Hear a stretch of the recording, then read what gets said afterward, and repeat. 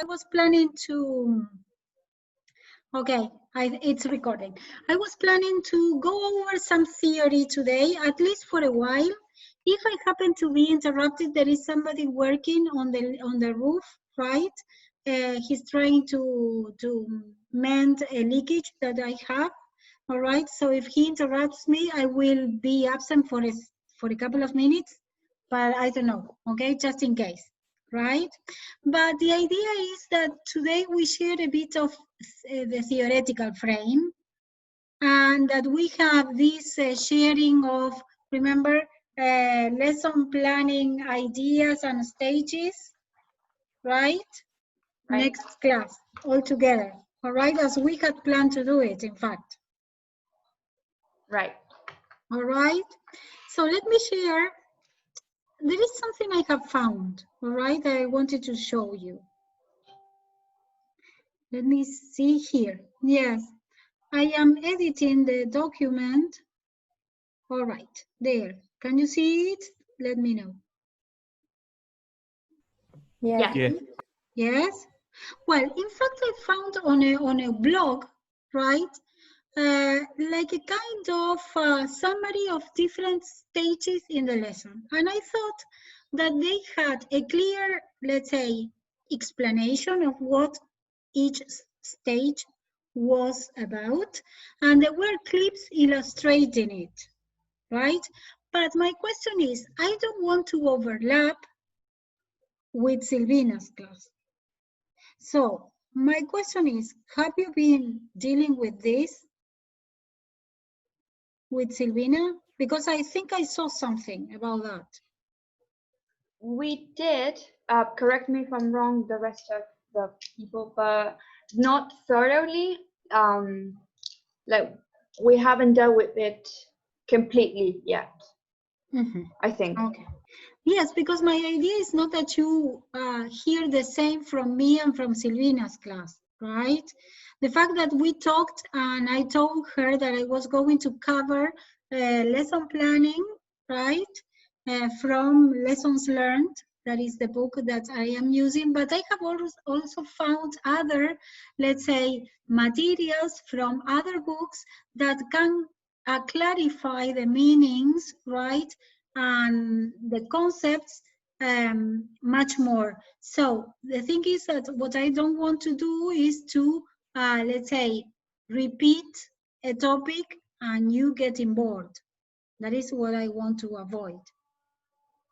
All right. So remember that the other day we talked about the lead-in and the warm-up, and we made a distinction.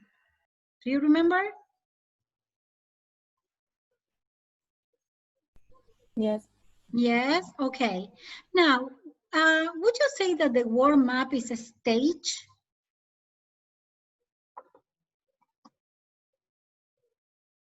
I'm sorry, in what sense? That it is a phase in the lesson that we have to go through? Not always, in my opinion. Okay, that's it.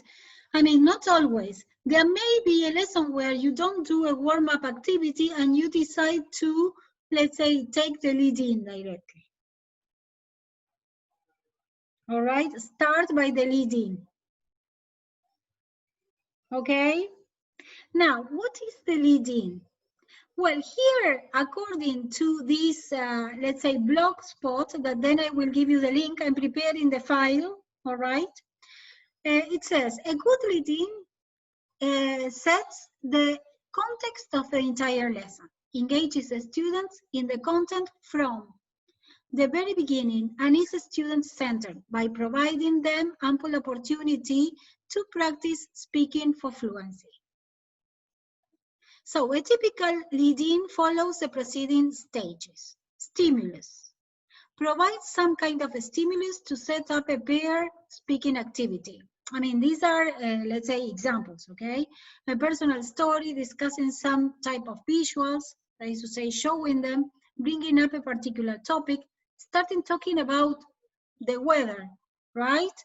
Maybe you start talking about the weather because you want to teach predictions. So you take that topic as the lead-in, right?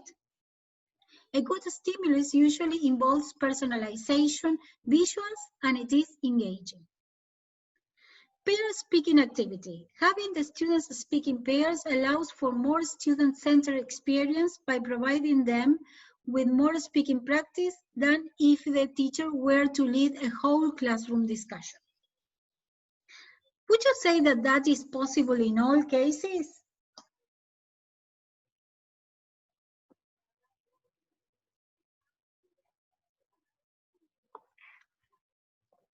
Hello? I don't think so. If the groups are very large, that is, if there are loads of students, it wouldn't be effective, I want to say. Yes. It would be a mess. That's it. I mean, you have to adapt these ideas, okay, to the class you have. I mean, remember that we talked about these variables that in a way dictate the way we have to plan our lessons. What were those variables? Do you remember them?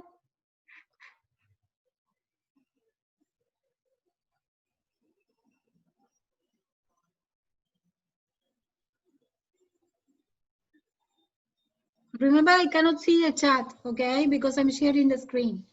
Can you repeat the question, please? Yes, do you remember what are the variables that in a way shape the lesson plan we are going to design? The age of the students, the amount of the students that we may have, the environment, like the settings. If the setting, right? That is to say, what kind of let's say, and the curriculum too, okay? Yes, of course.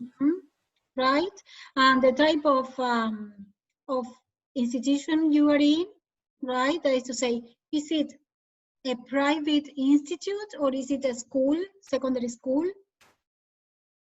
Now the schedule of the lessons, that is to say, how often you see them and how long. I mean, all those variables in a way, apart from the age of the students, the level, and of course, when I say the level, that is to say the proficiency level, elementary level, what level they are in, let's say, as regards knowledge of the language, right? And competence in each. So, and the number of students they are, right? So, all these can be adapted and taken, right, to be used depending on who you are teaching, all right? Do you understand that point? Okay, so there may be things that you read that you say, but how can I use this if I have 35 students in class, right? Well, in that case, perhaps what you will be doing is to conduct a speaking activity which is more informal and more relaxed, and you make questions and invite the students to participate, answer them, but without a thorough order. That is to say, you don't want them to work for 2 minutes and then to give you back answers. No, I mean, you just do it incidentally, in lockstep, what we say, a whole classroom discussion, right? And take a look at this acronym. It says whole classroom feedback, WCFP. Ask a few students what they had spoken about during the peer speaking activity. You do not have to ask each of them and every student. Only a few will do. That is another possibility. But what do you do there? In the lead-in, you sort of set the environment, the climate. That is to say, you lead the students to learn what the lesson will be about. That is to say, context appears here. Now, my question is, what is context?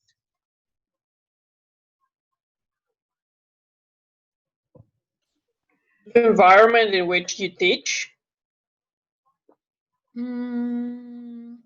Jessica, I don't think that, I mean, can you give me an example? Because I don't think it's clear to me. For example, in didactics of Directory de las Lenguas Extranjeras, last year, we talked about people, place, and time. These 3 aspects shape your context. Yes, So it is yes, I understand. That would be, let's say, a concrete. The context is more, it has to do with the variables we have just mentioned. Perhaps when I say context, I refer to contextualization. And what is that? I'm thinking about language, not the different elements that define the class. Perhaps maybe. Sorry, Florencia, you go. Sorry? Okay, thanks. Maybe it is choosing the language that your students may use or that may be useful for your students. For instance, if you teach in a rural school, you may teach them animals or, I don't know, the tools that are used in the countryside. Maybe those items would be more important or meaningful to them instead of, I don't know, teaching them I don't know, technological devices. Yes, it's okay. What you're saying, Florencia, it is contextualization, but at the level of the curriculum. Think of contextualization at the level of a lesson. That is the concept. Now, contextualization is when you decide what language, not just the language content, but what topic will be the core, right? The core of your lesson. That is to say, well, I want to introduce, let's think of a very simple, right, that everybody uses this. You want to teach the family. So, what is the context? Well, let's contextualize our lesson by using the characters of a Simpson family. So, it means that whatever you do during that lesson that you are going to give, right, will be about the Simpsons. That is contextualizing a lesson, a language point. So I will think of, perhaps in the lead-in, I will show them pictures and make them guess or say the names of the characters, right?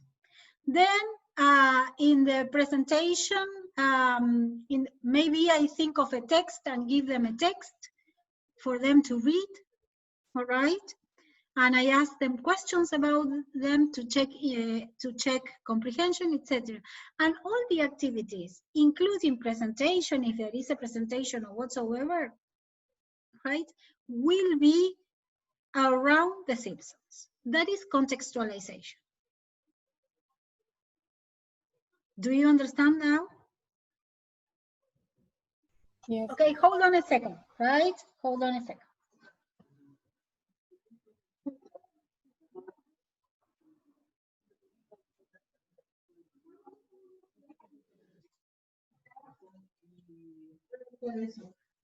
Lo abrimos acá, después de hacer los vidrios en el techo, capaz que se separó un poquito la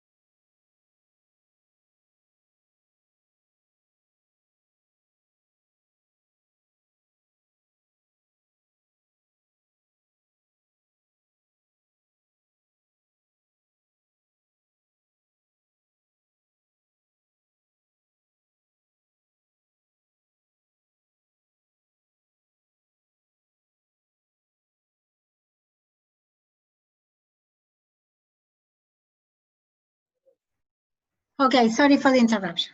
So, do you understand the concept of contextualization then? Of a lesson, right? What you said, Jessica, is another way of interpreting, let's say, context in terms of a class, right? Yeah, right. Yes. Yes? Okay.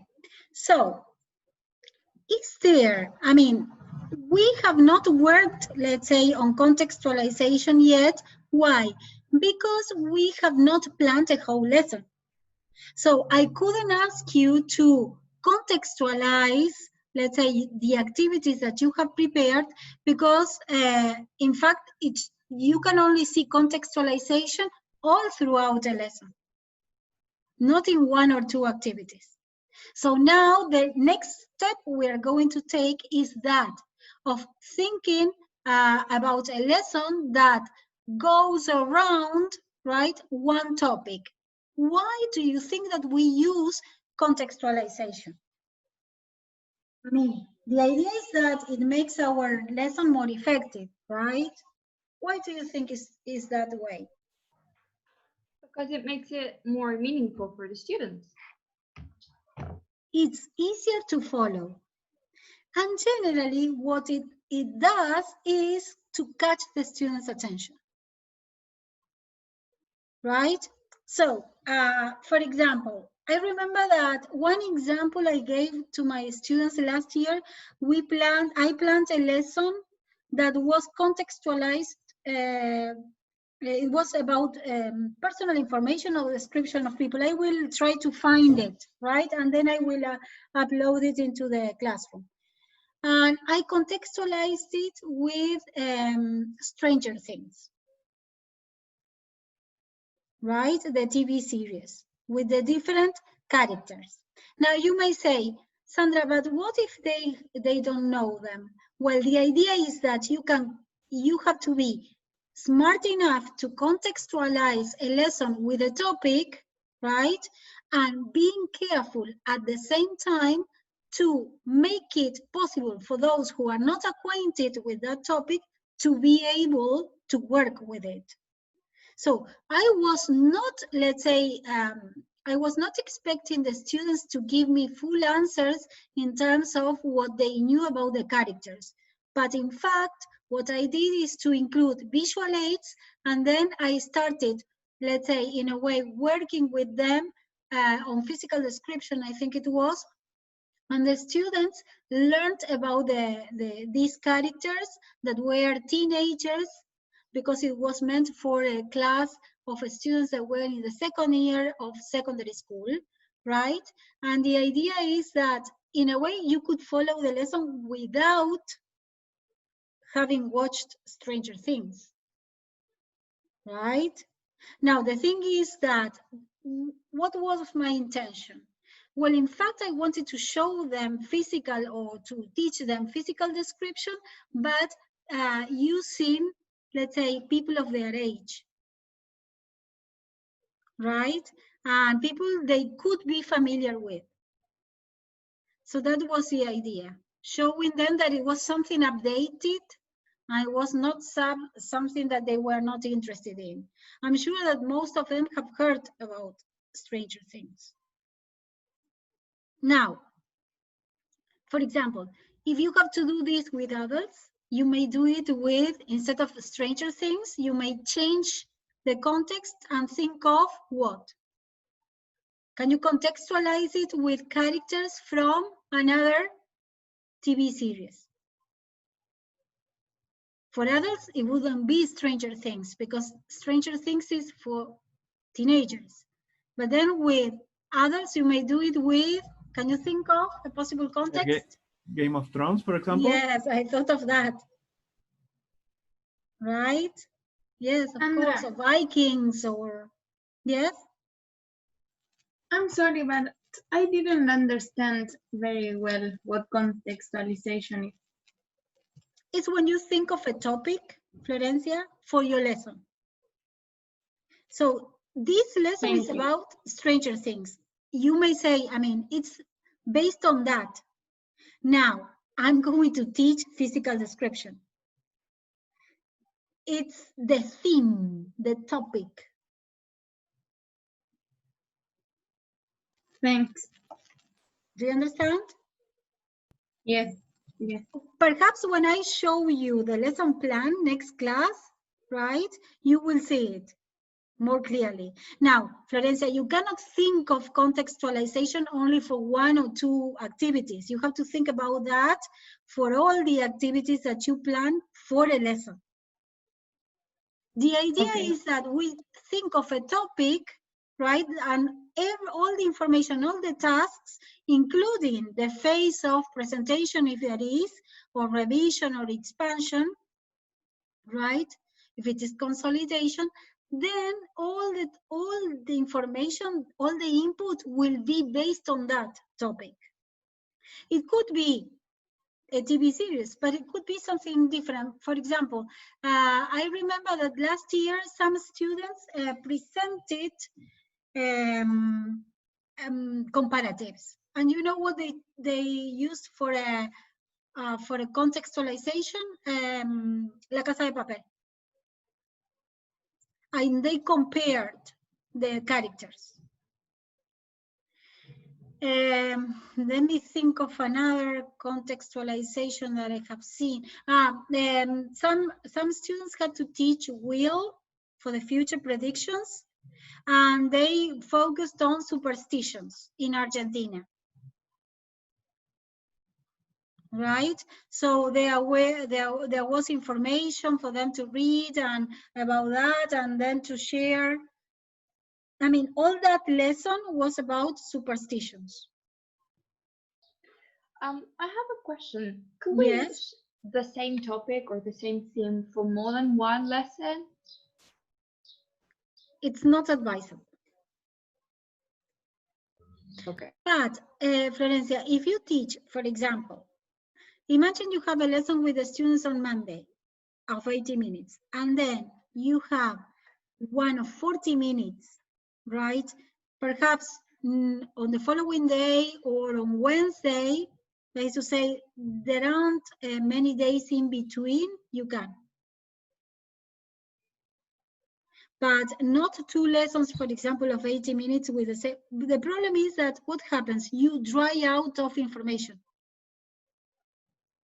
It's like you end up being trapped in your own net, let's say.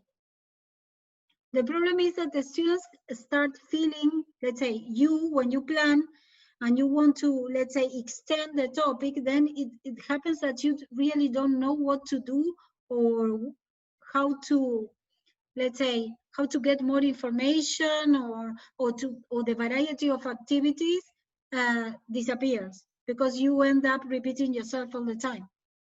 That is the problem, that generally we ask you to do it for 1 lesson, because if not, the information that you use to give the students becomes repetitive.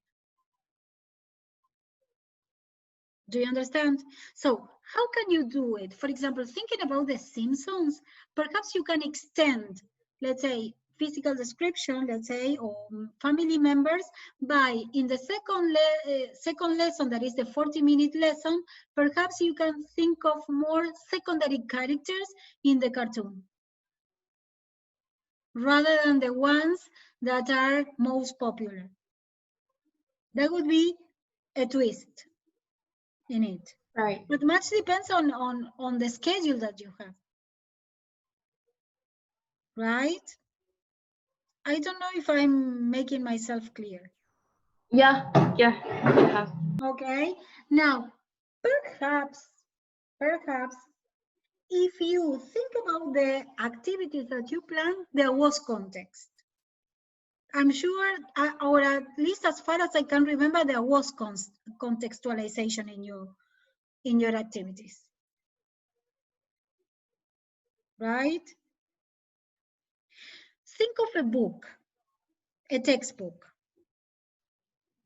Is a unit, or are units in a textbook contextualized or not? Yes, mostly.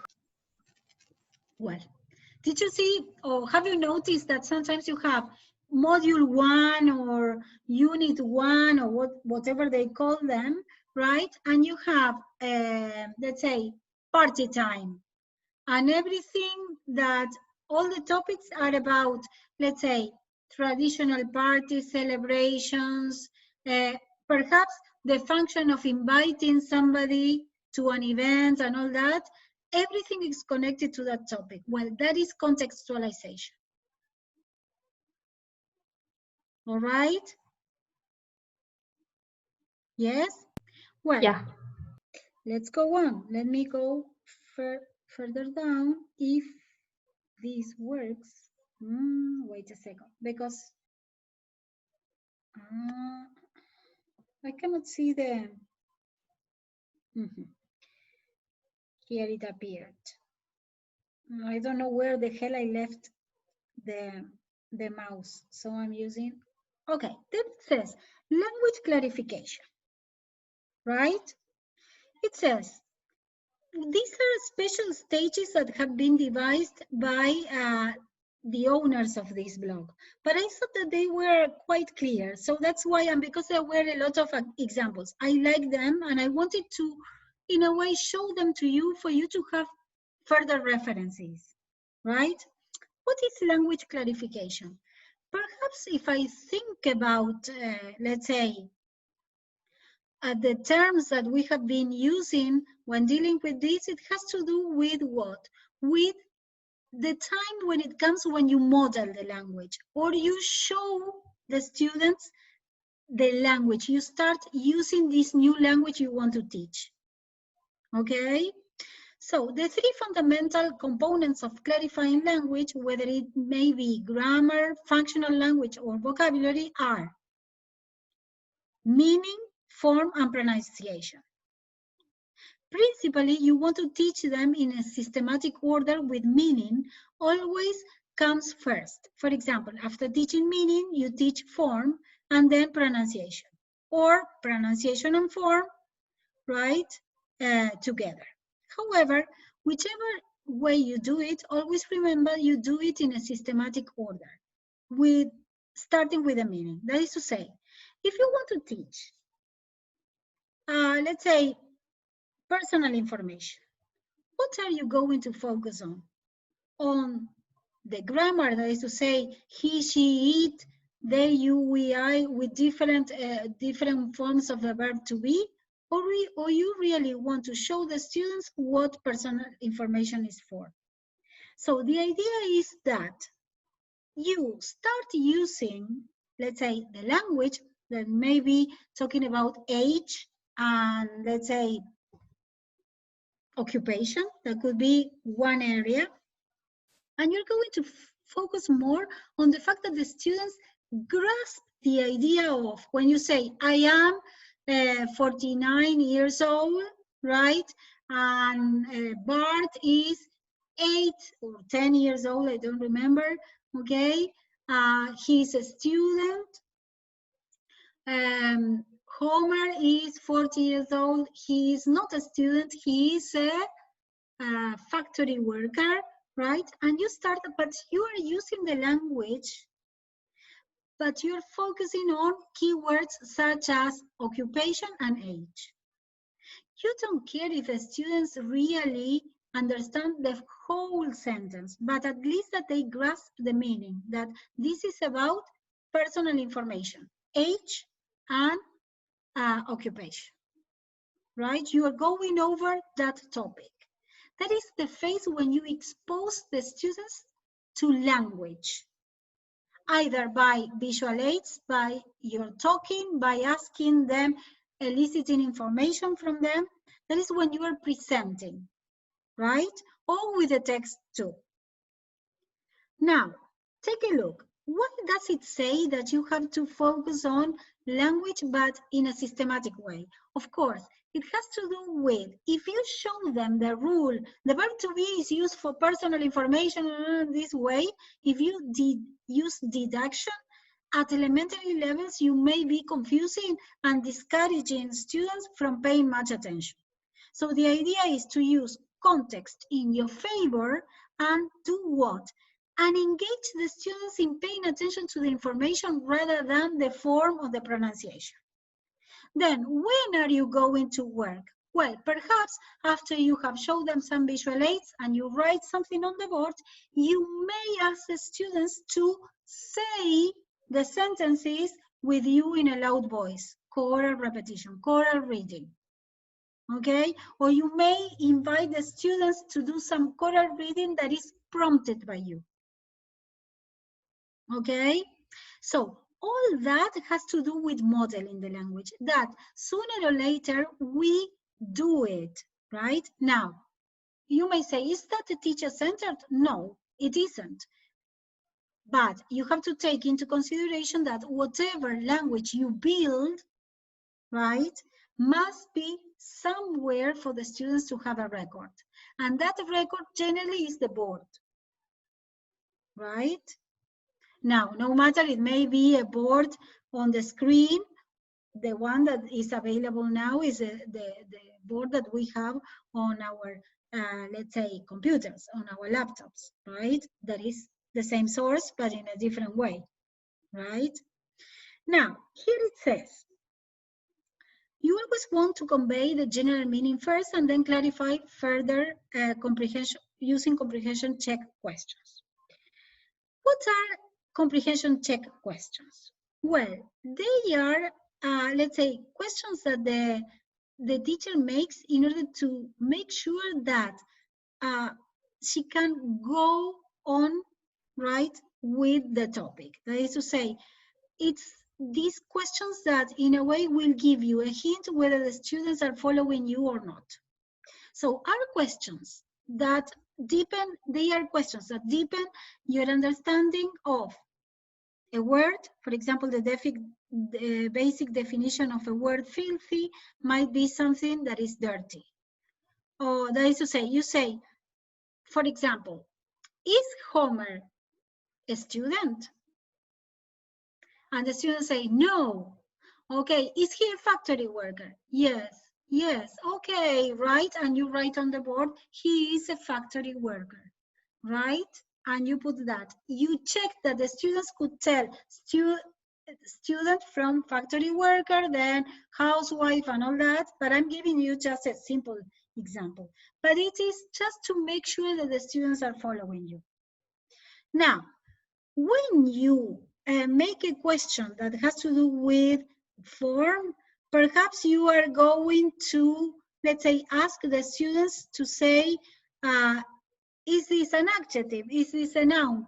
Well, perhaps those form-focused, let's say, questions are discouraged, right? Because it's better to focus on meaning rather than on parts of a speech. But that is also an option. Perhaps you can do this, or you can work on this, let's say, meta language more with adults that they love doing this kind of discussion. And pronunciation. If it is a single word, well, what do you want? You point at that word and you model it into syllables, ask them to follow you with the pronunciation, give them tips and all that.